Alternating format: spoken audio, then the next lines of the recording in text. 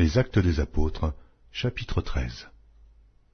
Il y avait dans l'église d'Antioche des prophètes et des docteurs.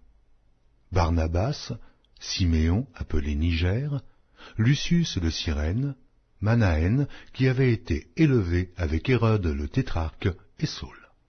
Pendant qu'ils servaient le Seigneur dans leur ministère et qu'ils jeûnaient, le Saint-Esprit dit : Mettez-moi à part Barnabas et Saul, pour l'œuvre à laquelle je les ai appelés. Après avoir jeûné et prié, ils leur imposèrent les mains et les laissèrent partir. Barnabas et Saul, envoyés par le Saint-Esprit, descendirent à Séleucie, et de là, ils s'embarquèrent pour l'île de Chypre.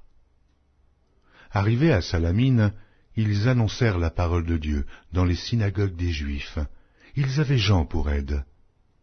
Ayant ensuite traversé toute l'île jusqu'à Paphos, ils trouvèrent un certain magicien, faux prophète juif, nommé Bar-Jésus, qui était avec le proconsul Sergius Paulus, homme intelligent. Ce dernier fit appeler Barnabas et Saul, et manifesta le désir d'entendre la parole de Dieu. Mais Élymas, le magicien, car c'est ce que signifie son nom, leur faisait opposition, cherchant à détourner de la foi le proconsul. Alors Saul, appelé aussi Paul, rempli du Saint-Esprit, fixa les regards sur lui et dit : Homme plein de toute espèce de ruse et de fraude, fils du diable, ennemi de toute justice, ne cesseras-tu point de pervertir les voies droites du Seigneur ? Maintenant voici, la main du Seigneur est sur toi, et tu seras aveugle pour un temps, et tu ne verras plus le soleil. Aussitôt, l'obscurité et les ténèbres tombèrent sur lui, et il cherchait en tâtonnant des personnes pour le guider. Alors le proconsul, voyant ce qui était arrivé, crut, étant frappé de la doctrine du Seigneur. Paul et ses compagnons, s'étant embarqués à Paphos, se rendirent à Perge, en Pamphylie. Jean se sépara d'eux et retourna à Jérusalem. De Perge, ils poursuivirent leur route et arrivèrent à Antioche, de Pisidie. Étant entrés dans la synagogue, le jour du Shabbat, ils s'assirent. Après la lecture de la loi et des prophètes, les chefs de la synagogue leur envoyèrent dire : Hommes, frères, si vous avez quelque exhortation à adresser au peuple, parlez. Paul se leva et, ayant fait signe de la main, il dit : Hommes israélites, et vous qui craignez Dieu, écoutez.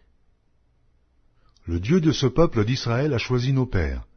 Il mit ce peuple en honneur pendant son séjour au pays d'Égypte, et il l'en fit sortir par son bras puissant. Il les nourrit près de 40 ans dans le désert, et, ayant détruit 7 nations au pays de Canaan, il leur accorda le territoire comme propriété. Après cela, durant 450 ans environ, il leur donna des juges, jusqu'au prophète Samuel. Ils demandèrent alors un roi, et Dieu leur donna pendant 40 ans Saül, fils de Kis, de la tribu de Benjamin. Puis, l'ayant rejeté, il leur suscita pour roi David, auquel il a rendu ce témoignage. J'ai trouvé David, fils d'Isaïe, homme selon mon cœur, qui accomplira toutes mes volontés. C'est de la postérité de David que Dieu, selon sa promesse, a suscité à Israël un sauveur qui est Jésus. Avant sa venue, Jean avait prêché le baptême de repentance à tout le peuple d'Israël. Et lorsque Jean achevait sa course, il disait : Je ne suis pas celui que vous pensez, mais voici, après moi, vient celui des pieds duquel je ne suis pas digne de délier les souliers. Hommes, frères, fils de la race d'Abraham, et vous qui craignez Dieu, c'est à vous que cette parole de salut a été envoyée. Car les habitants de Jérusalem et leurs chefs ont méconnu Jésus, et, en le condamnant, ils ont accompli les paroles des prophètes, qui se lisent chaque Shabbat. Quoiqu'ils ne trouvassent en lui rien qui fût digne de mort, ils ont demandé à Pilate de le faire mourir. Et, après qu'ils eurent accompli tout ce qui est écrit de lui, ils le descendirent de la croix, et le déposèrent dans un sépulcre. Mais Dieu l'a ressuscité des morts. Il est apparu pendant plusieurs jours à ceux qui étaient montés avec lui de la Galilée à Jérusalem, et qui sont maintenant ses témoins auprès du peuple. Et nous vous annonçons cette bonne nouvelle que la promesse faite à nos pères, Dieu l'a accomplie pour nous, leurs enfants, en ressuscitant Jésus selon ce qui est écrit dans le psaume 2. Tu es mon fils, je t'ai engendré aujourd'hui, qu'il l'ait ressuscité des morts, de telle sorte qu'il ne retournera pas à la corruption. C'est ce qu'il a déclaré en disant « Je vous donnerai les grâces saintes promises à David, ces grâces qui sont assurées. » C'est pourquoi il dit encore ailleurs « Tu ne permettras pas que ton sein voie la corruption. » Or David, après avoir en son temps servi au dessein de Dieu, est mort, a été réuni à ses pairs et a vu la corruption. Mais celui que Dieu a ressuscité n'a pas vu la corruption. Sachez donc, hommes frères, que c'est par lui que le pardon des péchés vous est annoncé, et que quiconque croit est justifié par lui de toutes les choses dont vous ne pouviez être justifiés par la loi de Moïse. Ainsi, prenez garde, qu'il ne vous arrive ce qui est dit dans les prophètes.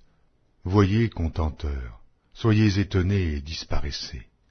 Car je vais faire en vos jours une œuvre que vous ne croiriez pas si on vous la racontait. Lorsqu'ils sortirent, on les pria de parler le Shabbat suivant sur les mêmes choses, et à l'issue de l'assemblée, beaucoup de Juifs et de prosélytes pieux suivirent Paul et Barnabas, qui s'entretinrent avec eux et les exhortèrent à rester attachés à la grâce de Dieu. Le Shabbat suivant, presque toute la ville se rassembla pour entendre la parole de Dieu. Les Juifs, voyant la foule, furent remplis de jalousie, et ils s'opposaient à ce que disait Paul en le contredisant et en l'injuriant. Paul et Barnabas leur dirent avec assurance, « C'est à vous, premièrement, que la parole de Dieu devait être annoncée. Mais puisque vous la repoussez, et que vous vous jugez vous-même indigne de la vie éternelle, voici, nous nous tournons vers les païens, car ainsi nous l'a ordonné le Seigneur. Je t'ai établi pour être la lumière des nations, pour porter le salut jusqu'aux extrémités de la terre. » Les païens se réjouissaient en entendant cela. Ils glorifiaient la parole du Seigneur et tous ceux qui étaient destinés à la vie éternelle crurent. La parole du Seigneur se répandait dans tout le pays.